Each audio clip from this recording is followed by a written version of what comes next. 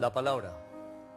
La palabra y todo su poder, sus interpretaciones, sus valores, la verdad y sus juicios, las líneas delgadas por las que transitan todos los seres humanos, incluidos los que estamos acá. Bienvenidos, muy buena noche, que comienza una nueva edición de Gatos que Ladran. Con ustedes, mi buen amigo, el maestro César López.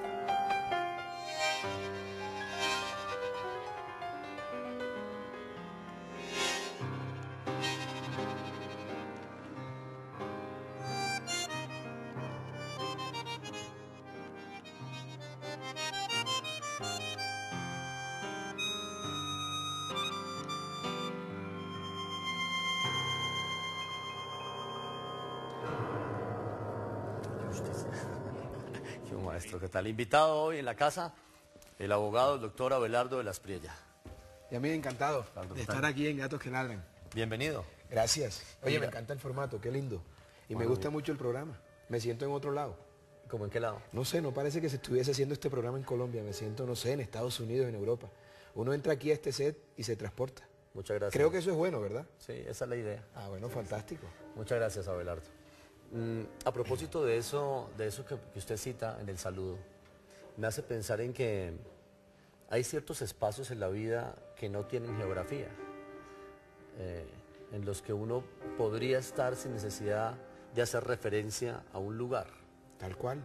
Y hay gente también que es atemporal, que puede estar en cualquier lado, o hay gente que es ciudadana del mundo, que se siente bien en cualquier lugar.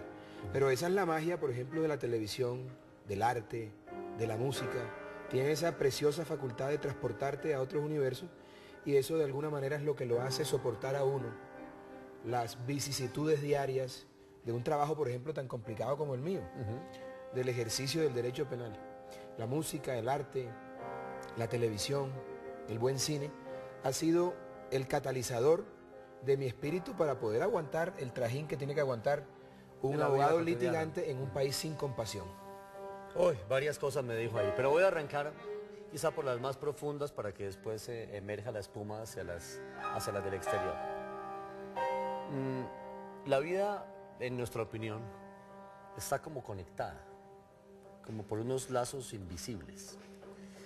Ese hecho, como usted describe, de que los seres puedan tener ciertas facultades de conectarse con su pasado, con sus ancestros, con sus culturas, quizá con otras vidas para quienes creen en ellas, podría ser un factor de influencia severa en el comportamiento y en la conducta de un ser humano en su cotidianidad.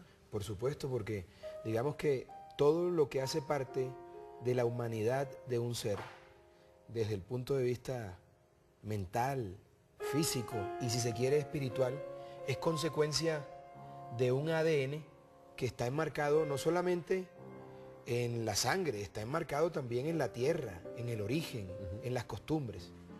En mi caso particular, yo que tengo una mezcla bastante interesante de español, sirio e italiano, pues de alguna manera las costumbres de esos distintos países, sus tradiciones y la visión del mundo que se tiene en esos lugares del planeta me ha permitido también a mí que mi entendimiento del mundo sea más universal.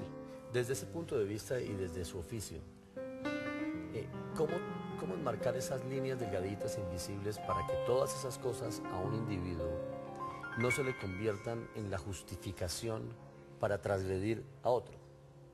No, es que precisamente, Yamit, de lo que se trata, y por supuesto ese debe ser el fin de la humanidad, respetar las diferencias es muy importante para mí. Yo creo que las diferencias son absolutamente necesarias. Yo en lo personal estoy de acuerdo con todas las garantías que se le puedan entregar, por ejemplo, a las minorías.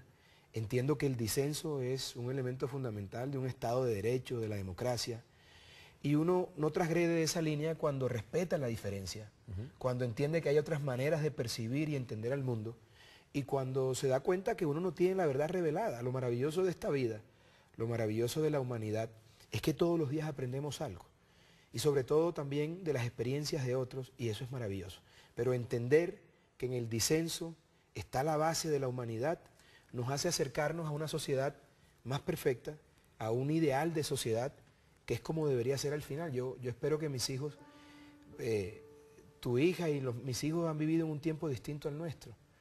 Van a ser gente con una mente más abierta, con un respeto mayor por el disenso, por la diferencia, y eso me llena de satisfacción porque el mundo debe evolucionar y entender que en la diferencia está la gracia de todo este universo maravilloso que nos ha tocado. La palabra, estoy oyendo con atención la palabra y sus usos y sus aplicaciones y sus interpretaciones. ¿Qué es más importante, Abelardo? ¿La palabra o la interpretación que se pueda dar de la palabra? Lo que ocurre es que la verdad es una sola. Y la interpretación de la verdad da lugar a veces a que se cometan injusticias y atropellos. Lo importante es conocer la esencia de las cosas y entender cuál es el espíritu de las cosas, por qué están creadas las cosas, por qué se han creado distintos principios. Pero obviamente si se entiende el fundamento de esos principios y además se transmite de manera adecuada, es la mezcla perfecta. Es como un buen regalo en un buen empaque. ¿Qué es la compasión? Bueno, la compasión la aplicamos todo el tiempo quienes ejercemos en derecho penal. Los abogados penalistas somos una especie de madres comprensivas, madres que entienden la tragedia ajena, la escuchan sin juzgar y tratan de resolverla. Como una madre que espera a su hijo después de que cometió un acto reprochable, pero sin recriminarlo, sin atacarlo por eso. Más bien recogiendo esa experiencia, ayudando a transformarla y buscando que no se repita. Entonces yo conozco bastante de la compasión. Y a pesar de que no soy creyente, creo que si Dios existe, lo más cercano que hay a Dios es la compasión.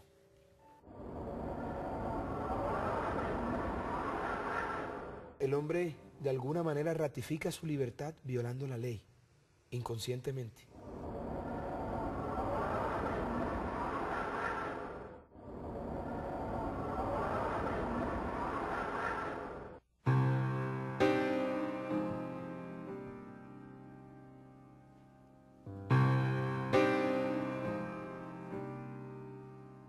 Un acto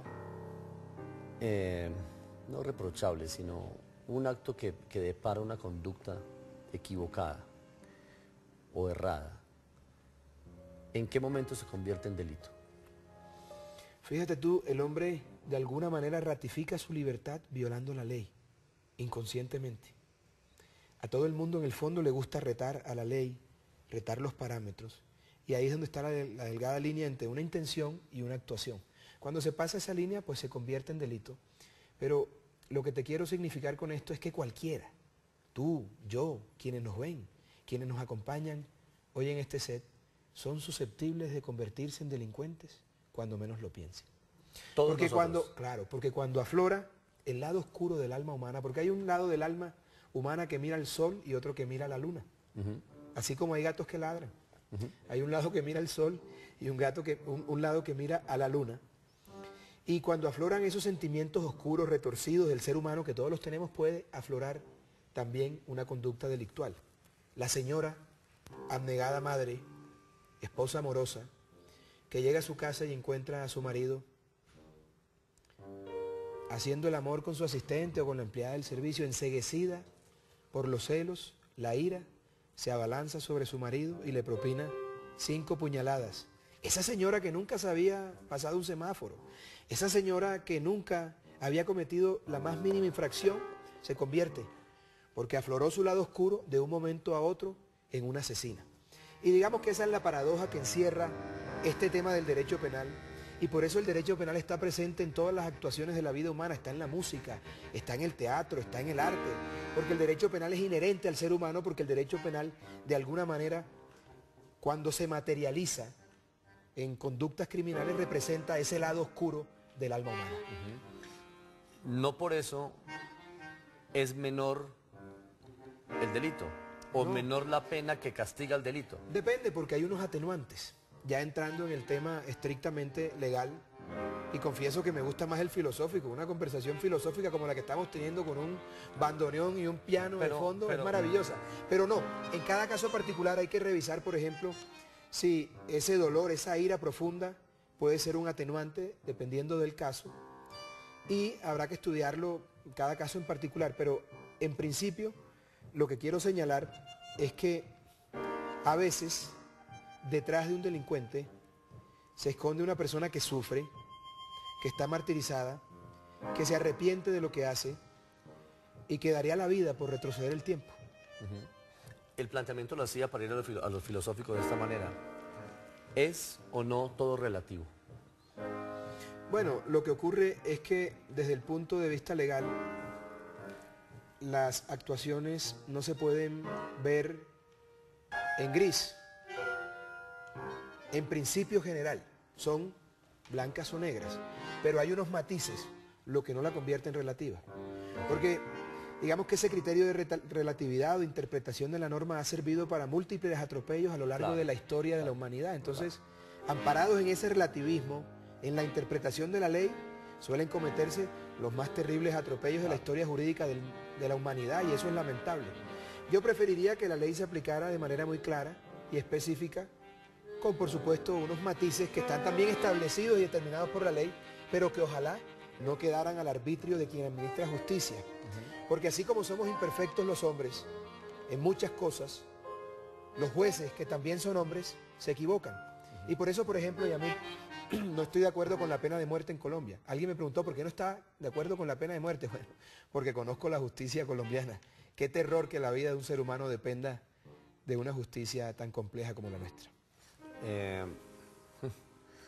Es que me abre tantas puertas en cada respuesta que entonces tengo que preguntarle inmediatamente si uno advierte complejidad en el aparato de justicia de un país, ¿no es medio dramático el día siguiente para ese país, cuando ese es el diagnóstico de su realidad? Y lo es para el abogado, es una especie, ejercer el derecho en Colombia es una especie de obra de Shakespeare, absolutamente retorcida. Pero eso tiene su magia, eso tiene su gracia. Yo no me imagino ejerciendo el derecho penal en Copenhague.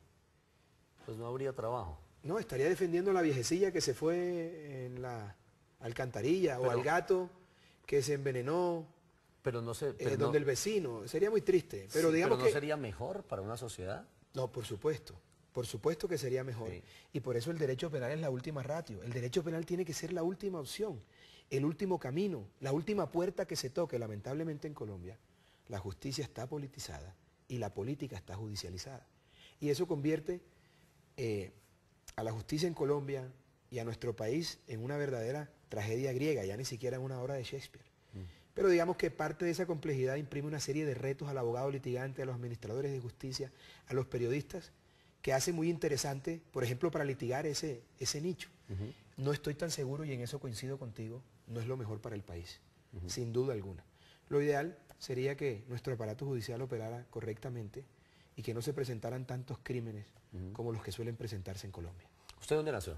Yo nací en Montería, soy monteriano, pero como te dije anteriormente, toda mi vida he tenido una visión universal del mundo, he tenido la oportunidad desde temprana edad de viajar por el mundo, de conocer el mundo, de deleitarme con el arte, la música, la gastronomía de otras regiones, y eso por supuesto ha creado en mi imaginario y en mi forma de percibir el mundo una visión completamente diferente. Y además, te digo una cosa, la gente me dice a veces, oye, pero usted no parece de Montería y tal. Entonces yo le digo a la gente, pues uno... ¿Le dice que parece de dónde? No, yo no sé, porque usted no parece de Montería y tal. Entonces yo le digo a la gente, pues bueno, uno feíto y de pueblo y mal vestido, pues eso sí que no. Entonces yo me ayudo con la ropita, me gusta el arte y adoro a mi tierra. De hecho le debo mucho a esa tierra porque esa parte de Montería creó en mi ser ese amor por el campo, por la tierra, por los animales, por la cultura de nuestro pueblo cordobés, por la música, el porro, por ejemplo, que es maravilloso, es como una especie de jazz sabanero, de blues sabanero, no tan trágico, pero al final de cuentas con una influencia grandísima del jazz, y todo ese contacto con la naturaleza, con el cariño de la gente, con la calidez de la gente, de alguna manera forjó mi espíritu en cuanto a mi don de gente, a mi manera de tratar a los demás, de tener consideración por los demás y aceptar la grandeza hasta en las cosas más pequeñas de la vida. El derecho penal siempre ha concitado la mayor atención de la humanidad, precisamente porque interpreta el lado más oscuro y desde siempre ha tenido prensa.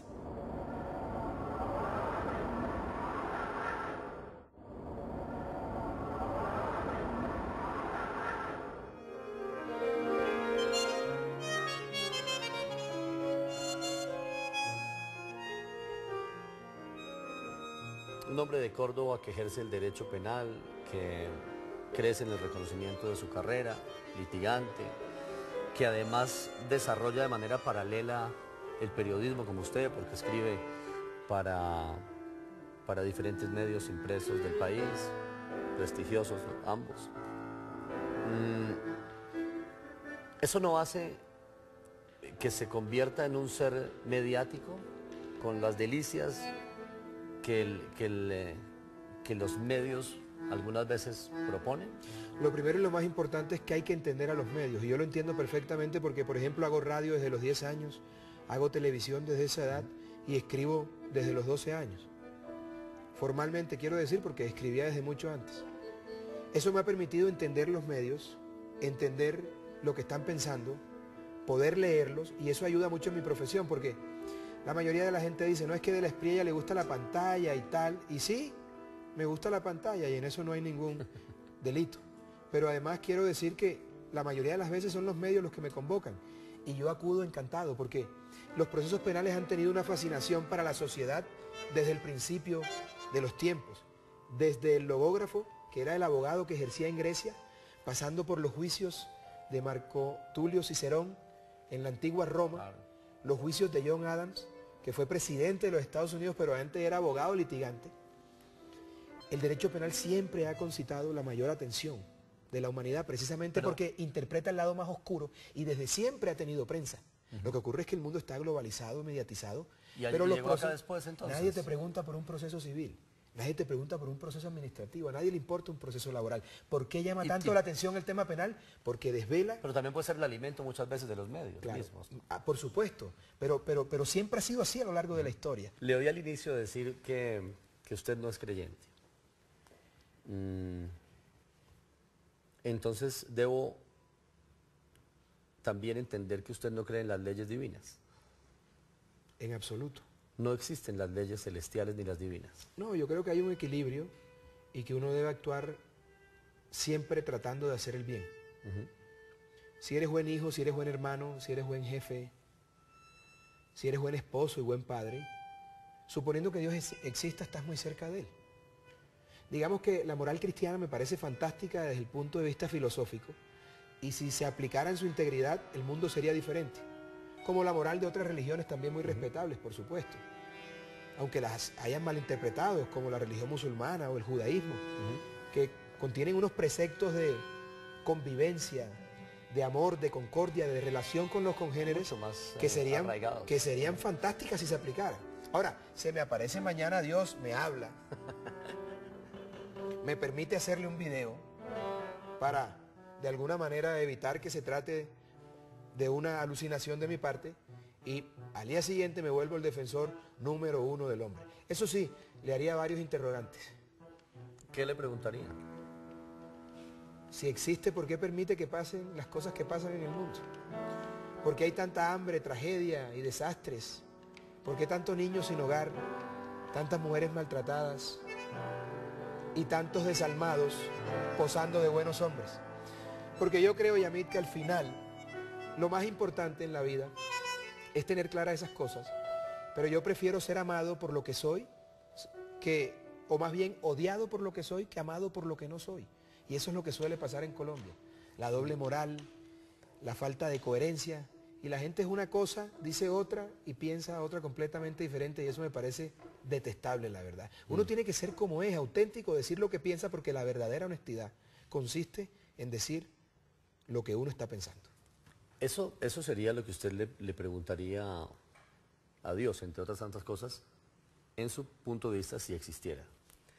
Y si existiera el diablo, ¿qué le preguntaría? Le diría lo siguiente. Creo que fue injustamente tratado. Creo que hay que tener más consideración con el diablo que con Dios, porque el diablo fue expulsado del paraíso. Es un renegado. Es un hombre que salió expulsado. No le dieron una segunda oportunidad. Me hubiese gustado defender a Jesucristo, por ejemplo. Creo que se le violentaron todas sus garantías procesales en ese juicio, en donde Pilatos se lavó las manos. Pero también creo que el diablo tiene defensa, porque el diablo lo echaron a la calle a su suerte y le tocó ser el malo del paseo. Probablemente no quería hacerlo. Pero ¿cómo hubiera defendido a Jesucristo si también un poco de los actos de Jesucristo provenían de la fe, de cosas que no se ven, de sus... Independientemente de las creencias, todos los seres humanos, en cualquier latitud, en cualquier lugar del mundo, tienen derecho a un debido proceso. A Jesucristo, por ejemplo, creo que tú no sabías, le hicieron un juicio de noche, cuando estaba prohibido expresamente por la ley penal. No lo hicieron en el templo, como mandaba la ley, lo hicieron en un lugar por fuera. No permitieron que contrainterrogara a sus testigos y tampoco le dejaron llevar al juicio testigos de descargos. Obviamente, le violaron sus garantías procesales. Jesucristo podía ser muy el Hijo de Dios, él podía creer en lo que quisiera. Al margen de eso. En lo que a mí concierne, le violentaron sus garantías procesales. Y fuera él, Mahoma, o un profeta del judaísmo, tenía derecho a un debido proceso. ¿Al diablo también le violaron sus derechos procesales? Claro, porque no le dejaron explicar. Dicen que es un ángel caído, que Dios lo echó. Luego entonces en algún momento estuvo al lado de Dios. Pero ¿por qué Dios no se mostró compasivo? ¿Por qué no lo trató de rescatar? ¿Por qué no buscó que cambiara de percepción, de procederes? Y más bien lo lanzó a su suerte al terrible mundo de la maldad. Yo creo que debieron darle una segunda oportunidad, como tenemos derecho todos. Es decir, si hubiera sido abogado del diablo. Sin lío, como también hubiese sido abogado de Dios. ¿Y qué pago le recibe uno al diablo? Mira que una experiencia, la gente se confunde conmigo porque piensa que a mí me interesa el dinero. No, a mí me interesan los casos interesantes. Tengo la fortuna, como te dije anteriormente, que me pagan por hacer eso y me encanta. Pero en realidad me gustan los retos. Confieso que la semana que no tengo un lío me enfermo. Me gusta la pelea, me gusta la confrontación, me gusta la argumentación, me gusta la defensa. Esa es mi vocación. Nací para eso. Y un proceso tan interesante como defender al diablo, pues es un proceso que seguramente le apetecería a cualquier abogado respetable y serio. Suponiendo que eso se puede hacer. Como me hubiese gustado también defender a Jesucristo en su momento. Sería fantástico desde el punto de vista intelectual y profesional. En los procesos de la vida, y sobre todo cuando hay partes encontradas, el perdón es importante. Sí, el perdón es muy importante. Y hay que saber perdonar. Pero cuando ese perdón, cuando esa persona se hace merecedora de ese perdón. Solamente los nobles, la gente noble, la gente buena de verdad de corazón, merece ser perdonada. Los que albergan intenciones oscuras o simplemente se disfrazan para pedir perdón, a esos no creo que haya que perdonarlos. Pero a la gente buena hay que perdonarla porque la gente buena suele equivocarse. ¿Usted se arrepiente de algo? No me arrepiento de nada, de lo absoluto. ¿Y hay alguien en el camino al cual ofrecerle un perdón merecido? Sí, hay mucha gente, hay mucha gente. Espero que se acerquen. Y cuando eso ocurra me sentiré conforme con ese perdón, me sentiré bien por hacerlo. Pero repito, hay gente que se lo merece y otra que no. Pero el perdón es necesario, sin lugar a dudas. La vida, para terminar esta pregunta, ¿la vida es justa? La vida es más justa de lo que muchos pensamos. Porque la vida premia a aquellos que con pasión, dedicación y esfuerzo se concentran en sus objetivos. Pero además la felicidad no es el dinero, ni los viajes. El ser humano es tan complejo, mi querido Yamit, que nos pasamos la vida dando vueltas para darnos cuenta al final que la felicidad está en las cosas sencillas de la vida. Yo estoy seguro que tú no cambias el hecho de jugar con tu pequeña hija en una playa y compartir con ella. Y antes de tener hijos uno pensaba que la felicidad estaba en otras cosas. luego de que los tienes te das cuenta de que la felicidad consiste en que ellos sean felices. Y eso es lo que hace la diferencia. De tal manera que, a pesar de lo que se pueda creer, la vida es más justa de lo que parece, porque al que se esfuerza le da lo que pretende, y al que vive con pasión le da muchas satisfacciones también. El dinero no es la felicidad. El reconocimiento no es la felicidad. Lo que más se parece a la felicidad es estar con la gente que uno quiere, con la gente amada, con la gente de su corazón, disfrutando de un atardecer a la orilla del mar, escuchando una buena pieza musical y viendo a ese horizonte maravilloso que todo el tiempo ha tenido nuestro Caribe, nuestro hermoso Caribe colombiano, por ejemplo, y tantos otros lugares de la geografía nacional. Eso para mí es lo que más se parece a la felicidad. Muchas gracias, Abelardo.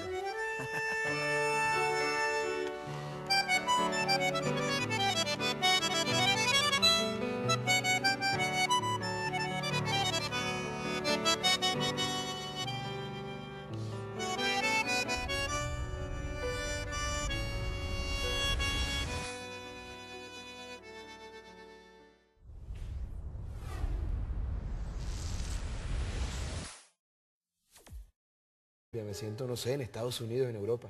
Uno entra aquí a este set y se transporta. Muchas gracias. Creo que eso es bueno, ¿verdad? Sí, esa es la idea. Ah, bueno, fantástico. Muchas gracias, Abelardo.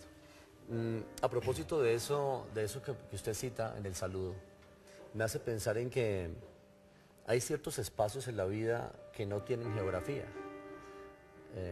en los que uno podría estar sin necesidad de hacer referencia a un lugar. Tal cual. Y hay gente también que es atemporal, que puede estar en cualquier lado, o hay gente que es...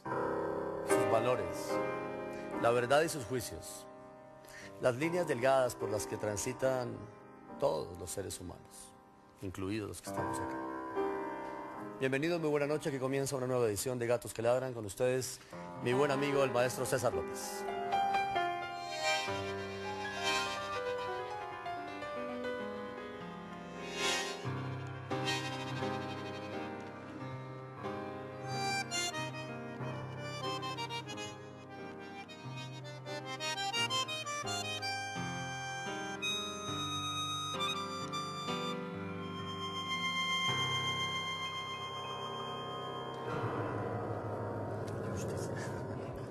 Maestro, ¿qué tal? Invitado hoy en la casa, el abogado, el doctor Abelardo de la Espriella.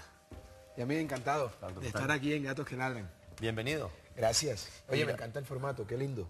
Y me gusta mucho el programa. Me siento en otro lado. ¿Cómo en qué lado? No sé, no parece que se estuviese haciendo este programa en Colombia, ciudadana del mundo, que se siente bien en cualquier lugar. Pero esa es la magia, por ejemplo, de la televisión, del arte, de la música.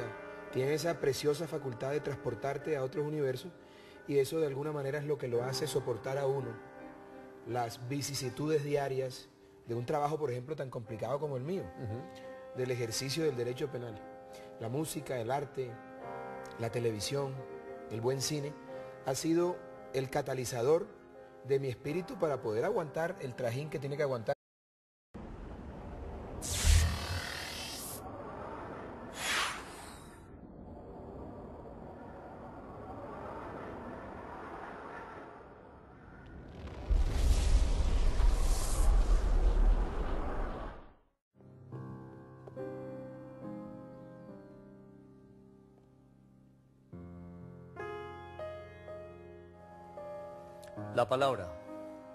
La palabra y todo su poder, sus interpretaciones,